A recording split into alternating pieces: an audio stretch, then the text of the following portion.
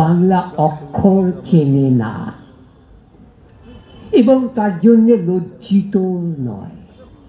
এটাও কিন্তু এই বাংলাতেই হয়। ছেলেমেয়েরা বাংলায় নিরক্ষর, বাংলা হরফে লেখা আছে কিনা ওর পড়তে বড় অসুবিধা হয়।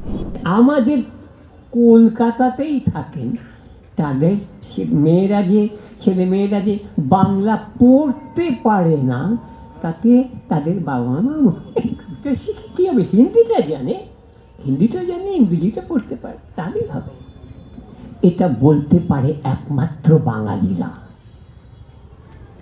একটু মাথাটা নামান। আমাদের এরকম করে চলা খুব বেশি চালু হয়ে গেছে। আমরা বাঙালি, আমাদের কলকাতা হচ্ছে সাংস্কৃতিক কি রাজধানী, ইত্যাদি ইত্যাদি। আমাদের ছেলেমেয়েরা যারা রীতিমতো শিক্ষিত, যে কাউকে শেখাবার জন্য শিক্ষক রাখতে পারেন না তা নয়, তাদের ছেলেমেয়েরা বাংলায় নিরক্ষর। এই যে বইমেলার একটা বই তাদের হাতে উপহার দিন, তারা খুলে পড়তে পারবে না। রোমান হরফে লেখা থাকলে পড়তে পারত, বাংলা হরফে লেখা আছে কিনা ওর পড়তে বড় অসুবিধা হয়। একটু শিখেছে,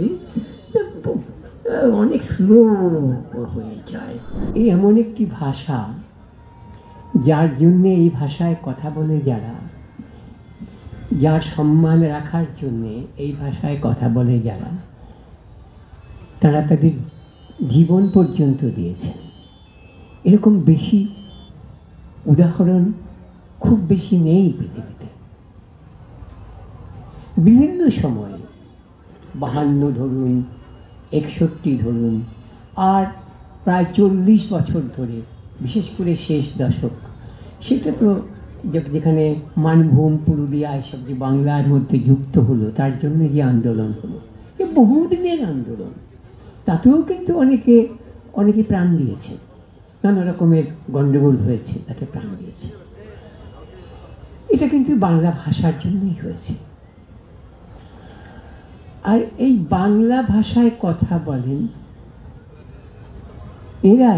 এদের মধ্যে আপনি অনেক বাড়ি পাবেন যাদের ছেলেমেয়েরা দিব্যি বাংলায় কথা বলতে পারে, বড় হয়েছে, কলেজে পড়ছে, বিশ্ববিদ্যালয়ে পড়ছে, বাংলা অক্ষর চেনে না এবং তার জন্য লজ্জিত নয়। এটাও কিন্তু এই বাংলাতেই হয়, আর কোনো ভাষায় হয় না।